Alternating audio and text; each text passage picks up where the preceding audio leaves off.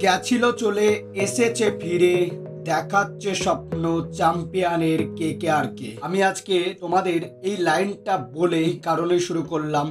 2 বছর কেকেআরকে champion trophy এনে দিয়েছিল এবং তারপর এসে কেকেআর টিমে আর 2 থেকে 3 বছর খেলেছিল এবং কেকেআর ছেড়ে সে চলে গেছিল।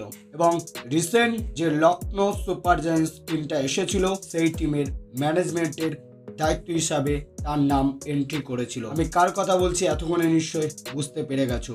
হ্যাঁ, আমি গৌতম গম্ভীরের কথা বলছি। যে প্লেয়ারটা অনেক নতুন কেকেআর টিমে যে স্কোয়াডটা ছিল কেকেআর এর, সেই স্কোয়াড নিয়েই অনেক কিছু এক্সপেরিমেন্ট করে একটা বেস্ট শক্তিশালী প্লেইং 11 করে দুবার চ্যাম্পিয়ন করিয়েছে কেকেআরকে। তাই সেই নিজের ঘরের টিম কেকেআরকে 2024-এ আরো একবার চ্যাম্পিয়ন করানোর জন্য 12টা প্লেয়ারকে রিলিজ করে দিয়ে তারা নতুনভাবে 2024-এ আইপিএলে ফুল স্কোয়াডটা শক্তিশালীভাবে সাজানোর জন্য তারা নেমেছিল। এবং গৌতম গম্ভীর সে আগেই জানিয়ে দিয়েছিল সে তার মতো করে কেকেআরের 2024 আইপিএলের আগে মিনি নিলামে স্কোয়াডটা সাজাবে এবং সেটাই সে করেছে। 12টা প্লেয়ারকে ছেড়ে দিয়ে বেশ কিছু নতুন প্লেয়ারকে দলে ভিড়িয়েছে এবং যাদেরকে দলে ভিড়িয়েছে তারা বেশ কিছু প্লেয়ার কেকেআরের 2014 এবং 12 প্লেয়ার রয়েছে এবং এরই সঙ্গে নতুন কিছু ইয়ংস্টার প্লেয়ারকেও এনেছে। কারণ আমরা দেখেছি গৌতম গম্ভীর সকল সময় নতুন প্লেয়ারদেরকে আগে সুযোগ দিয়েছে এবং তাদেরকে তৈরি করেছে। যেমন উদাহরণ সহকারে কেকেআর গাছ মানে চারাটাকে লাগালো এবং চারাটাকে লাগিয়ে বড় করলো, গাছে ফল দেওয়ার জন্য যখন পরিণত হলো শুভমান গিল, তখন শুভমান গিলকে কেকেআর রিলিজ করে দিয়েছে। সেই শুভমান গিল গুজরাট টাইটান্সের হয়ে কিরকম কাঁপিয়ে বেড়াচ্ছে, পারফরমেন্স করছে সেটা আমরা দেখেছি। এবং এই জায়গায় যদি গৌতম গম্ভীর ক্যাপ্টেন্সিপ হিসাবে অথবা ম্যানেজমেন্টের দায়িত্ব থাকতো, শুভমান গিলকে কোনো মতেই হয়তো ছাড়তো না। কিন্তু যাক, যেটা যাওয়ার সেটা চলে গেছে। আবার হয়তো নতুন কাউকে গৌতম গম্ভীর ম্যানেজমেন্টে এসে আবার হয়তো তৈরি করে দিয়ে যাবে, যে হচ্ছে কেকেআরের সামনে ভবিষ্যতের জন্য একজন বড় ওপেনার হয়ে উঠবে অথবা বড় ফিনিশার হয়ে উঠবে। এবং ফিনিশারের রোল হিসাবে কেকেআর অলরেডি একজনকে পেয়েও গেছে, সেটা আমরা জলজান্ত দেখতে পাচ্ছি কতটা তার উজ্জ্বল ভবিষ্যৎ সামনে এবং কতটা সে উজ্জ্বলভাবে পারফরমেন্স করছে সামনের জন্য। গত 2 বছর সে খারাপ পারফরমেন্স করার জন্য তাকে নিয়ে অনেক কথা তুলেছিল সকলে, তাকে বাদ দেওয়ার জন্য। কিন্তু কেকেআর যা শুভমান গিলের মতো এই ভুলটা এবার করেনি। এবার সেই রিঙ্কু সিংকে ধরে রেখেছে। এবার সেই রিঙ্কু সিং এরকম খেলছে কেকেআর হয়ে 2023 আইপিএলে, সেটা আমরা দেখেছি। তাই তার ব্যাট থেকে আরও একবার হয়তো ভালো পারফরমেন্স আমরা 2024-এও দেখতে পাবো। এবং টিম ইন্ডিয়া এসে অলরেডি চান্সও পেয়ে গেছে এবং সেখানে বিভিন্ন সিরিজ খেলে সেখানে সে এখনও বুঝিয়ে দিচ্ছে তার পারফরমেন্স সে বজায় রেখেছে এবং কন্টিনিউয়াস করে। তাই 2024-এ প্রথম ম্যাচে কেকেআরের শক্তিশালী প্লেইং 11 করলো গৌতম গম্ভীর। এবং গৌতম গম্ভীর চেষ্টা করেছে 2024-এ মিনি নিলামে যেমন ওপেনিংয়ের ওপর জোর দেওয়া, সেইখানে জায়গাটাকে ঠিকঠাকভাবে মেটানো, এরই পরে বোলিংয়ের সাইডটাও মেটানোর চেষ্টা করেছে, মিডিল অর্ডারটাও মেটানোর চেষ্টা করেছে, উইকেট কিপারের জায়গাটাও ঠিক করার চেষ্টা করেছে। কিন্তু যতটা বলা যায় সবচেয়ে বড় অ্যামাউন্ট যতটা ছিল সে অনুযায়ী যথারীতি চেষ্টা করেছে গৌতম গম্ভীর ম্যানেজমেন্টে এসে মেন্টার হিসাবে এবং সে সাকসেসও হয়েছে। এবং তারপরেই গৌতম গম্ভীর একটা শক্তিশালী প্লেইং 11 তৈরি করলো প্রথম ম্যাচের জন্য। সেই প্লেইং 11টা চলো আমরা একটু দেখে নিই কীরকম তৈরি করলো। এখনও যদি ইউনিক ইন বেঙ্গলি ইউটিউব চ্যানেলকে সাবস্ক্রাইব না করে থাকো, সাবস্ক্রাইব করে আমাদের সঙ্গে থাকো। সমস্ত কেকেআরের আইপিএলের সমস্ত আপডেট সবারই আগে পাওয়ার জন্য। আর তুমি যদি একজন কেকেআরের সবচেয়ে বড় ফ্যান হয়ে থাকো, অবশ্যই ভিডিওটা একটা লাইক করে যেও।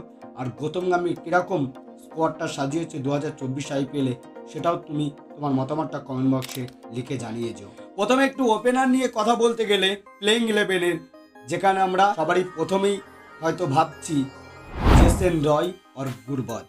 না, জেসন রয়কে হয়তো এবার 2024 আইপিএলে প্রথম ম্যাচ থেকে সুযোগ দেবে না। এই কারণেই সুযোগ দেবে না, জেসন রয়কে সুযোগ দিলে অনেক কিছু সমস্যায় কেকেআর পড়বে। কেন? জেসন রয় 2024-এ সেরকম ভালো ফর্মে লাগছে না, কারণ বাইরের সিরিজগুলো জেসন রয় খেলছে সেখানে কিন্তু তাকে সেরকমভাবে ফর্মে লাগেনি এবং সে ভালো ব্যাটে ফর্মেও নেই।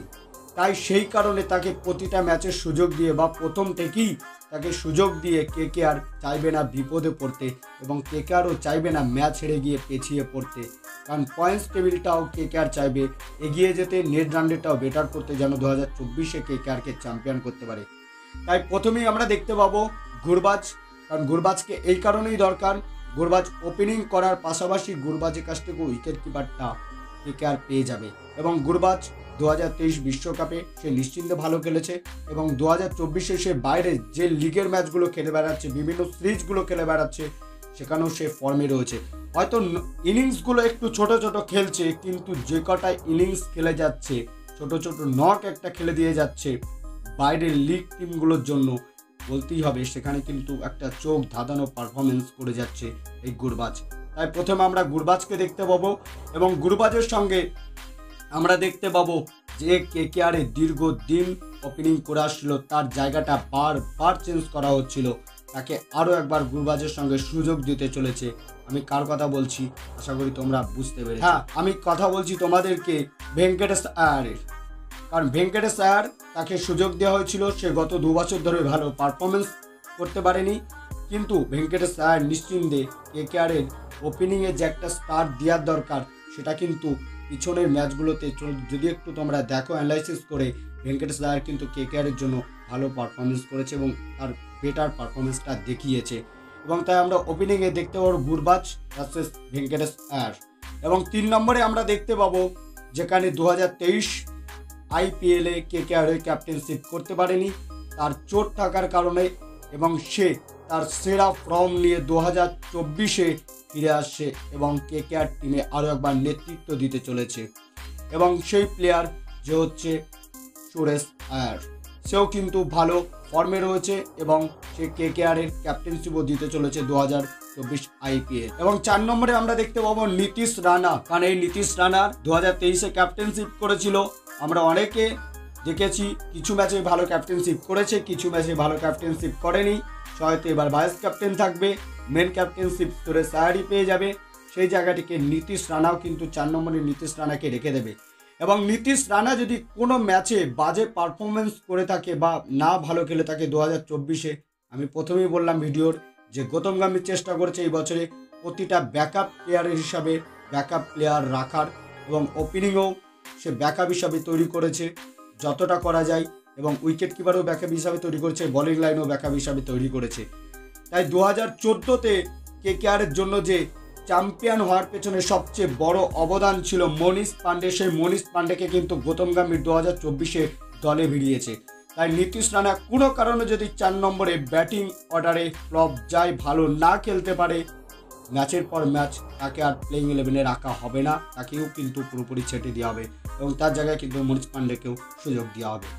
এবং 5 নম্বরে আমরা দেখতে পাবো রাসেল, যাকে নিয়ে বারবার প্রতিটা বছর কথা উঠছে, কারণ সে সবচেয়ে বড় বেশি সমস্যায় পড়ে থাকে তার ফিটনেসের, কারণ তার ফিটনেস ইস্যু নিয়ে প্রতিটা ম্যাচে সে প্রায় চোট পেয়ে থাকে এবং ম্যাচের বাইরে চলে যায়, সে কন্টিনিউয়াস করতে পারে না গোটা ম্যাচটা, আর যে ম্যাচটায় সে কন্টিনিউয়াস করতে পারে হয়তো ব্যাট হাতে ভালো পারফরমেন্স দেখাতে পারে না।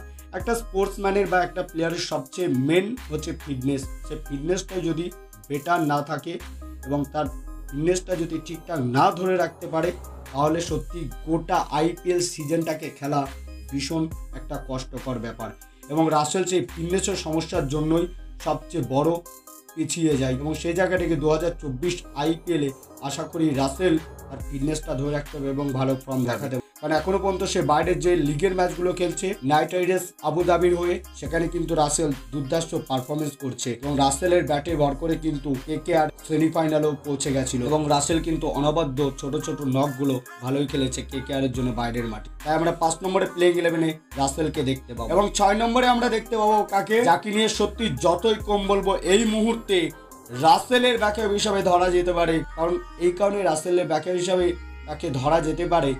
রাসেল যেরকম প্রথম থেকে একটা ইনিংসকে শুরু করে বিধ্বংসীভাবে, সেরকম বিধ্বংসীভাবে তার ইনিংসটাকেও ফিনিশ করে এবং সেই রকমই সেম ডিটো প্লেয়ার যাকে নিয়ে অনেক কথা উঠেছিল এবং অনেক আমরা কমেন্ট করছিলাম তাকে টিম থেকে কেন ছেটে ফেলা হচ্ছে না, তারপরও তাকে কেন টিমে রেখে দেওয়া হয়েছে, কিন্তু সে কেকেআরের কাছে বারবার রিকোয়েস্ট করেছিল তার জন্য যদি একটু ভাবে এবং তাকে যদি কেকেআরে রেখে দেওয়া হয় তাহলে সে কেকেআরের জন্য কিছু করে দেখাবে এবং সে সত্যি কেকেআরের জন্য কিছু করে দেখাচ্ছে।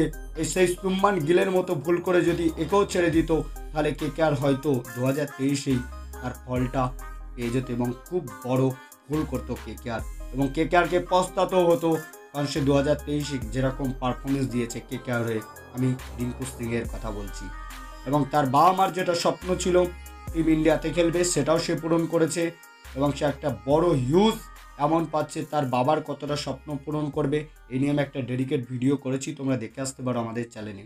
তাই প্লেইং 11-এ 6 নম্বরে রিঙ্কু সিংকে রাখবে গৌতম গম্ভীর এবং 7 নম্বরে আমরা দেখতে পাবো সুনীল নারিনকে।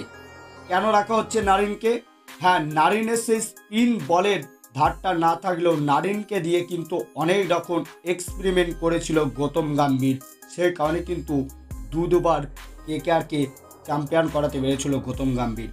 কোনোভাবে যদি ওপেনিংয়ে ফ্লপ যায়, গুরবাজ ভালো না খেলতে পারে, গুরবাজকে ওপেনিং থেকে সরিয়ে দিয়ে প্লেইং 11-এ রাখা হবে, কিন্তু ওপেনিং থেকে সরিয়ে দিয়ে বলা যায় সুনীল নারিনকেও দিয়ে ট্রাই করা যেতে পারে ওপেনিংটা, অথবা কখনো যদি ভেঙ্কটেশ আয়ারও সে ফ্লপ যায় সে জায়গায় কিন্তু গুরবাজের সঙ্গে বলা যায় সুনীল নারিনকে ওপেনিংয়ে নামিয়ে ট্রাই করতে পারবে। সেই কারণে এই জায়গাগুলো তৈরি করার জন্য এবং এই জায়গাগুলো প্ল্যান ওয়াইজ তৈরি করে প্লেইং 11-এ কিন্তু 7 নম্বরে সুনীল নারিনকে রাখছে। এবং 8 নম্বরে আমরা কোনো একটা অলরাউন্ডারকে দেখব যে হচ্ছে রাসেলের ব্যাকআপ হিসাবে, এবং কেকেআর সেই নামটা কোনো সামনে আনেনি। 8 নম্বরে কোন অলরাউন্ডারকে খেলাবে, কারণ কোনো একটা অলরাউন্ডারকে খেলানোর চেষ্টা করবে। আমরা জানি অলরেডি দুটো অলরাউন্ডার পেয়ে গেছে রাসেল এবং নারিনকে, কিন্তু এরপরও রাসেলের ব্যাকআপ হিসাবে একটা অলরাউন্ডার প্লেইং 11-এ রাখার চেষ্টা করবে 8 নম্বরে। এবং 9 নম্বরে আমরা দেখব যাকে 25,75,00,000 টাকা দিয়ে কেকেআর দলে ভিড়িয়েছে এবং সে তার দেশের টিমের হয়ে অনবদ্য পারফরমেন্স করে চলেছে, সেই কারণে তার উপর ভরসা রেখেছে এবং 2024 মিনি নিলামে তার অনেক দাম উঠবে এটা সকলে আশা করেছিল এবং সেটাই ঘটেছে। দুটো অস্ট্রেলিয়ার প্লেয়ার তারা একটা হিউজ পরিমাণে অ্যামাউন্ট নিয়ে গেছে, মিচেল স্টার্ক এবং ব্যাট কামিন্স, এবং তার মধ্যে সবচেয়ে হিউজ পরিমাণ দাম তুলেছে কিন্তু মিচেল স্টার্ক, এবং সেই মিচেল স্টার্ককে কিন্তু কেকেআর দলে বেরিয়েছে এবং 9 নম্বরে কিন্তু কেকেআর মিচেল স্টার্ককে সুযোগ দেবে। মিচেল স্টার্ক তার যতটা বেটার পারফরমেন্স দেওয়ার সে দেবে এবং সে আগেই জানিয়েছে দীর্ঘ 8 বছর পর আবার আমি আইপিএলে কামব্যাক করছি, আমার খুব ভালো লাগছে, আমি কেকেআর হয়ে খেলবো এবং আমি চেষ্টা করবো আমার 100% পারফরমেন্স দেওয়ার জন্য। এবং তারকে নিয়ে যে একটা ইস্যু উঠে এসেছিল অস্ট্রেলিয়া তাকে ছাড়তে চাইবে না, সে সমস্ত ব্যাপারগুলো আর কোনো কিছু এখনও সামনে আসেনি, সব কিছু প্রায় মিটে গেছে। তাই আমরা প্লেইং 11-এর 9 নম্বরে মিচেল স্টার্ককে দেখতে পাবো। এবং 10 নম্বরে আমরা দেখতে পাবো হার্ষদীপ রানা, যে একজন ইন্ডিয়ান পেস বলার এবং খুব ইম্পর্টেন্ট উইকেট নিয়েছিল কেকেআর হয়ে 2023-এও, এবং সেই পেস বলারকেই 2024-এ আরও একবার প্লেইং 11-এ কেকেআরের গৌতম গম্ভীর যেহেতু ম্যানেজমেন্টের দায়িত্বে রয়েছে মেন্টার হিসাবে, সে কিন্তু 10 নম্বরে হার্ষদীপ রানাকেই রাখবে। এবং 11 নম্বরে আমরা দেখতে পাবো টিম ইন্ডিয়ার সুনীল নারিনের চেয়েও এখন যাকে সবচেয়ে ওপরের বলা যায় অস্ত্র ভাবা হচ্ছে স্পিনার ডিপার্টমেন্টে বরুণ চক্রবর্তী, সেই বরুণ চক্রবর্তীকে রাখা হবে। যেহেতু টিম ইন্ডিয়াতে আইপিএল হবে, ইডেন গার্ডেন্সে কেকেআরের স্পিন বল সবচেয়ে বেশি কার্যকরী হয় এবং স্পিনার পিচ হয়, সেই জায়গায় কেকেআর কিন্তু চেষ্টা করবে দুটো স্পিনার নামাতে, এবং সেই জায়গায় দাঁড়িয়ে তারপরেও কিন্তু আরও স্পিনার রয়েছে, বল করে দেওয়ার ক্ষমতাও রয়েছে।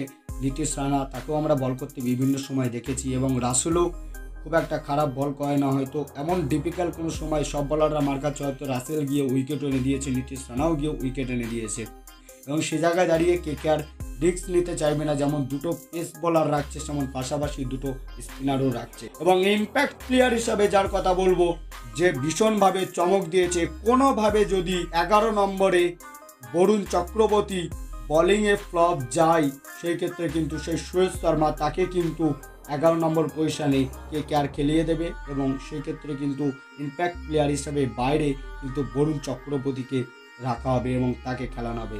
এবং ব্যাটিংয়ে যদি কোনোভাবে ইম্প্যাক্ট প্লেয়ার হিসাবে খেলানো যেতে পারে, সেটা কিন্তু কোনো ইন্ডিয়ান প্লেয়ারকে ভাবনা চিন্তা করে খেলাতে হবে। এবং এই হচ্ছে প্লেইং 11 যেটা সামনে এসছে 2024-এর গৌতম গম্ভীর এখনো পর্যন্ত একটা শক্তিশালী প্লেইং 11 তৈরি করছে। তা তোমাদের কি মনে হলো কতটা শক্তিশালী প্লেইং 11 তৈরি করেছে KKR 2024-এ গৌতম গম্ভীর মেন্টার হিসাবে?